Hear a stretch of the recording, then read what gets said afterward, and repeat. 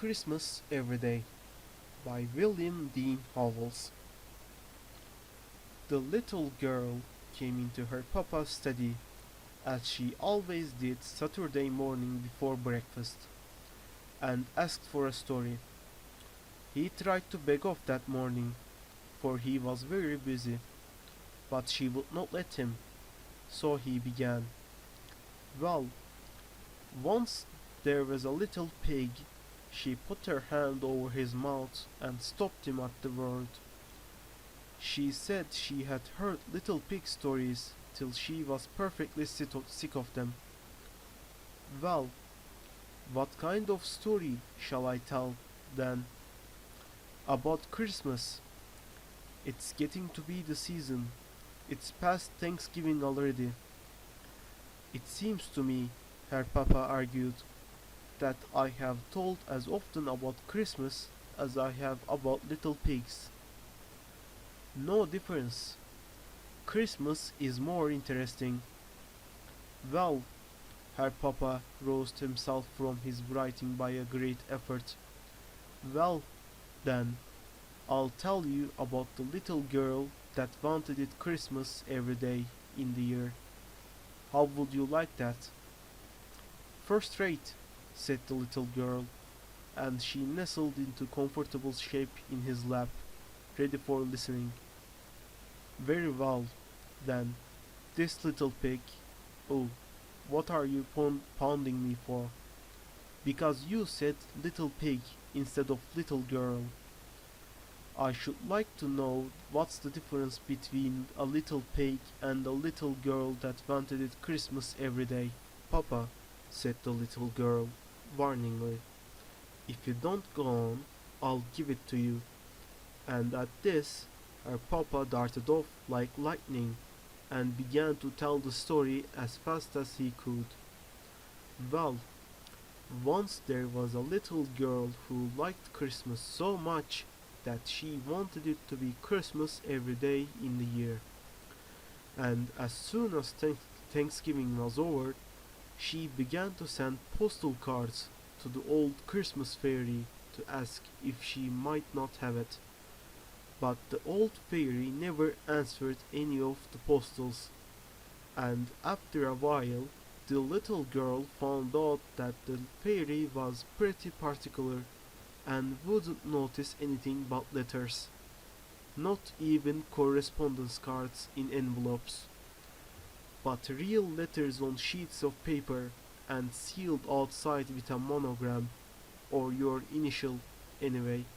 So, then, she began to send her letters, and in about 3 weeks, or just the day before Christmas, it was, she got a letter from the fairy, saying she might have it Christmas every day for a year, and then they would see about having it longer.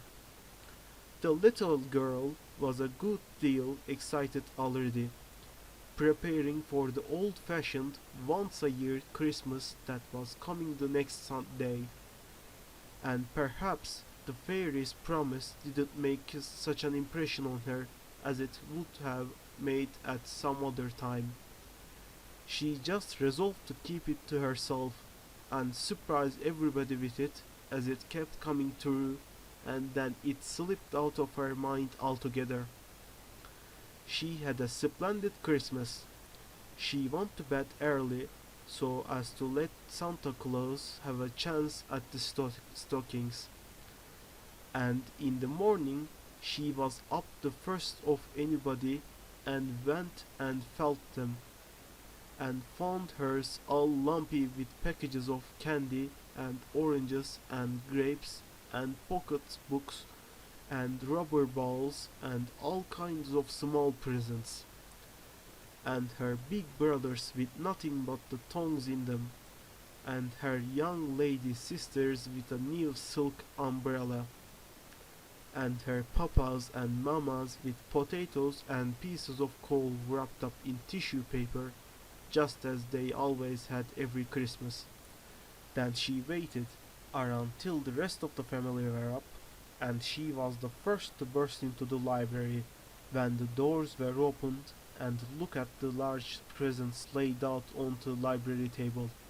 Books and portfolios and boxes of stationery and breastpins and dolls and little stubs and dozens of handkerchiefs and inkstands and skates and snow shovels and photograph frames and little easels and boxes of watercolors and Turkish paste and nougat and candied cherries and doll houses and waterproofs and the big Christmas tree lighted and standing in a wastebasket in the middle.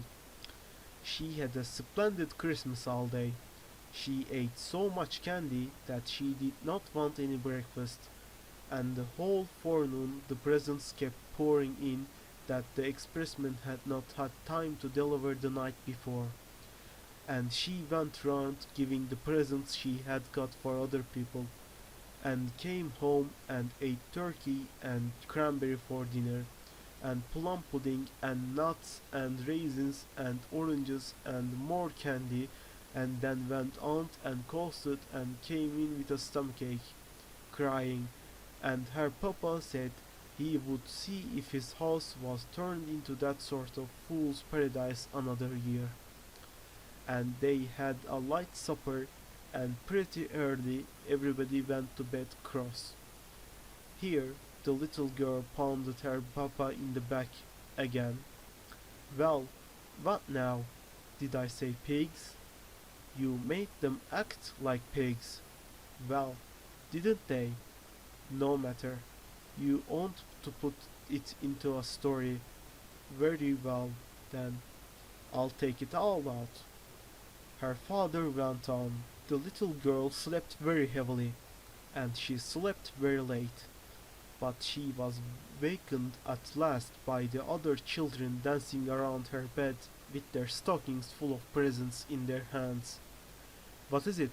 Said the little girl, and she rubbed her eyes and tried to rise up in bed. Christmas! Christmas! Christmas! They all shouted, and waved their stockings. Nonsense! It was Christmas yesterday. Her brothers and sisters just laughed. We don't know about that. It's Christmas today, anyway. You come into the library and see.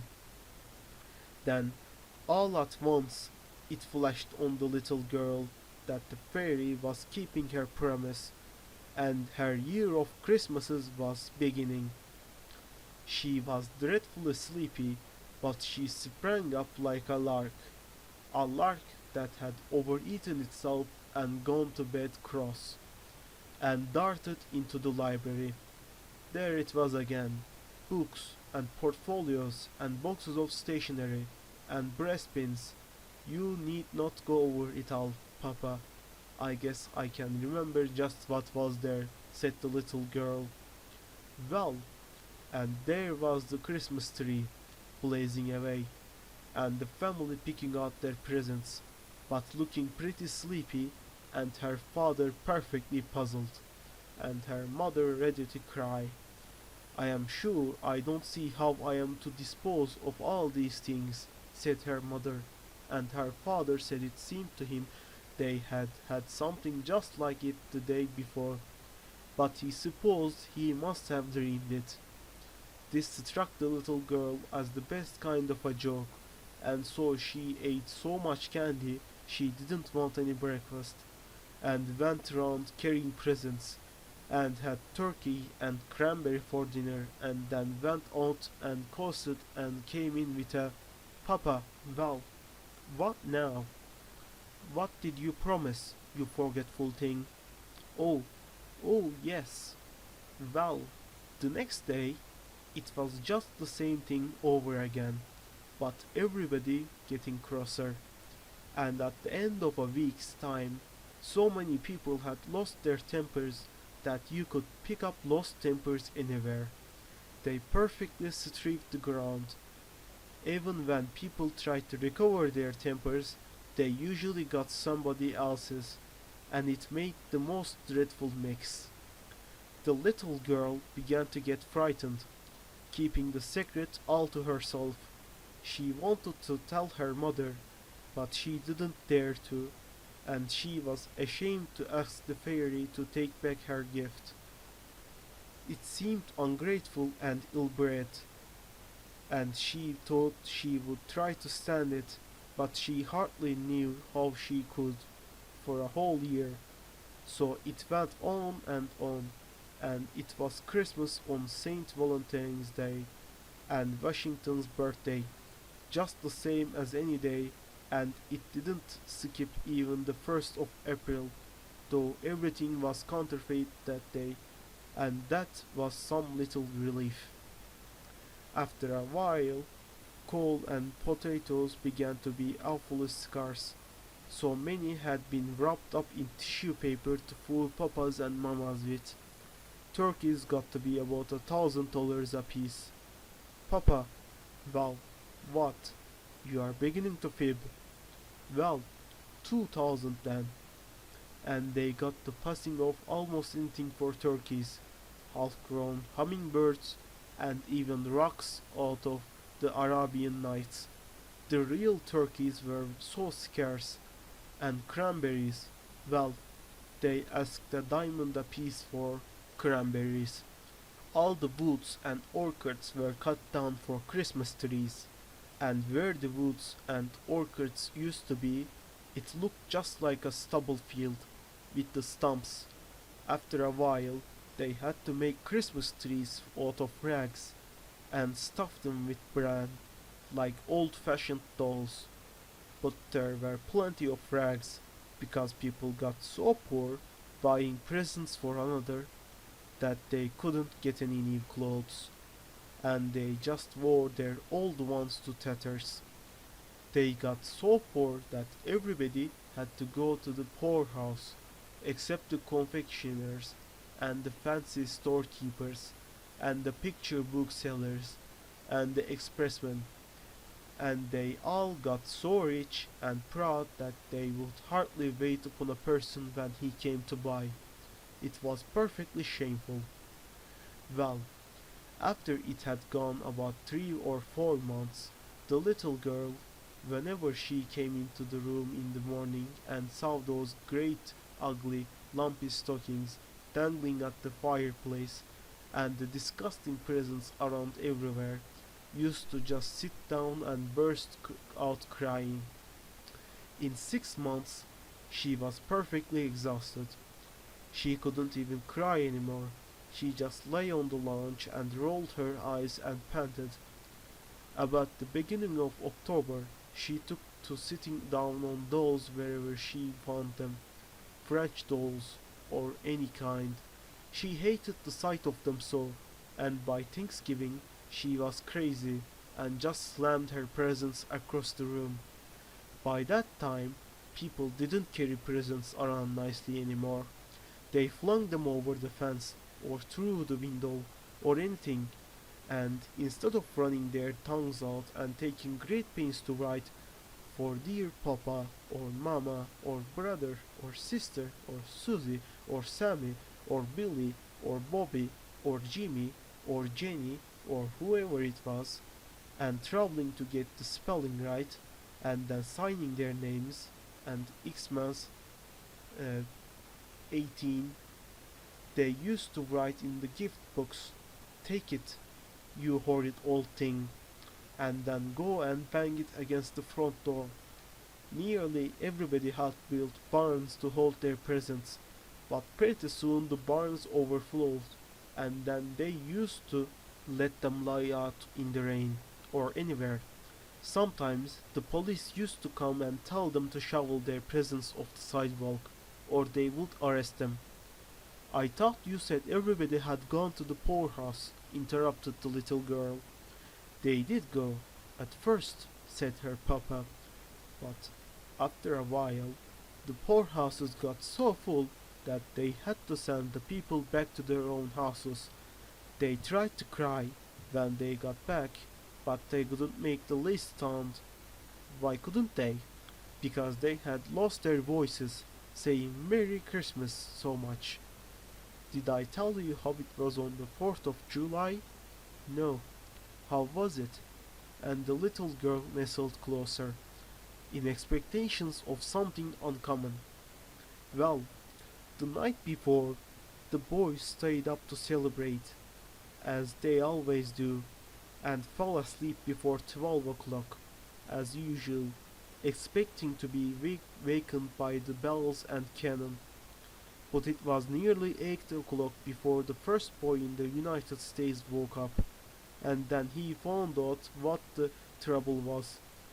As soon as he could get his clothes on, he ran out of the house and smashed a big cannon torpedo down on the pavement. But it didn't make any more noise than a damp wad of paper, and after he tried about 20 or 30 more, he began to pick them up and look at them. Every single torpedo was a big raisin. Then he just straight up upstairs and examined his firecrackers and toy pistol and $2 collection of fireworks, and found that they were nothing but sugar and candy painted up to look like fireworks.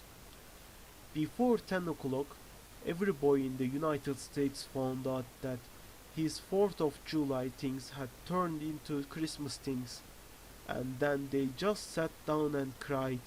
They were so mad. There are about 20 million boys in the United States, and so you can imagine what a noise they made. Some men got together before night with a little powder that hadn't turned into purple sugar yet, and they said they would fire off one cannon anyway.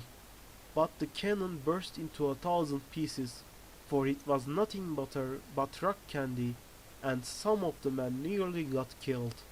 The 4th of July orations all turned into Christmas carols, and when anybody tried to read the Declaration, instead of saying, "When in the course of human events it becomes necessary," he was sure to sing, "God rest you, merry gentlemen." It was perfectly awful. The little girl drew a deep sigh of satisfaction. And how was it at Thanksgiving? Her papa hesitated. "Well, I am almost afraid to tell you. I am afraid you'll think it's wicked." "Well, tell anyway," said the little girl. Well, before it became Thanksgiving, it had leaked out who had caused all these Christmases. The little girl had suffered so much that she had talked about it in her sleep, and after that hardly anybody would play with her. People just perfectly despised her, because if it had not been for her greediness, it wouldn't have happened. And now, when it came Thanksgiving, and she wanted them to go to church and have squash pie and turkey and show their gratitude, they said that all the turkeys had been eaten up for her old Christmas dinners, and if she would stop the Christmases, they would see about the gratitude. Wasn't it dreadful? And the very next day, the little girl began to send letters to the Christmas fairy, and then telegrams, to stop it. But it didn't do any good. And then she got to calling at the fairy's house, but the girl that came to the door always said, "Not at home," or "engaged," or "at dinner," or something like that. And so it went on till it came to the old once-a-year Christmas Eve. The little girl fell asleep, and when she woke up in the morning, she found it was all nothing but a dream, suggested the little girl. "No, indeed," said her papa, "it was all every bit true." Well, what did she find out then? Why, that it wasn't Christmas at last, and wasn't ever going to be any more. Now, it's time for breakfast. The little girl held her papa fast around the neck. "You shan't go if you are going to leave it so. How do you want it left? Christmas once a year." "All right," said her papa, and he went on again. Well, there was the greatest rejoicing all over the country, and it extended clear up into Canada. The people met together everywhere, and kissed and cried for joy. The city carts went around and gathered up all the candy and raisins and nuts and dumped them into the river, and it made the fish perfectly sick, and the whole United States, as far out as Alaska, was one blaze of bonfires, where the children were burning up their gift books and presents of all kinds. They had the greatest of time. The little girl went to thank the old fairy because she had stopped its being Christmas, and she said she hoped she would keep her promise and see that Christmas never came again. Then the fairy frowned, and asked her if she was sure she knew what she meant. And the little girl asked her, "Why not?" And the old fairy said that now she was behaving just as greedily as ever, and she'd better look out. This made the little girl think it all over carefully again, and she said she would be willing to have it Christmas about once in 1,000 years, and then she said 100, and then she said 10, and at last she got down to 1. Then the fairy said that was the good old way that had pleased people ever since Christmas began, and she was agreed. Then the little girl said, "What are your shoes made of?" And the fairy said, "Leather." And the little girl said, "Bargains done forever," and skipped off and hippity-hopped the whole way home. She was so glad. "How will that do?" asked the papa. "First rate," said the little girl, but she hated to have the story stop, and was rather sober. However, her mamma put her head in at the door and asked her papa, "Are you never coming to breakfast? What have you been telling that child?" "Oh, just a moral tale." The little girl caught him around the neck again. "We know. Don't you tell what, papa, don't you tell what."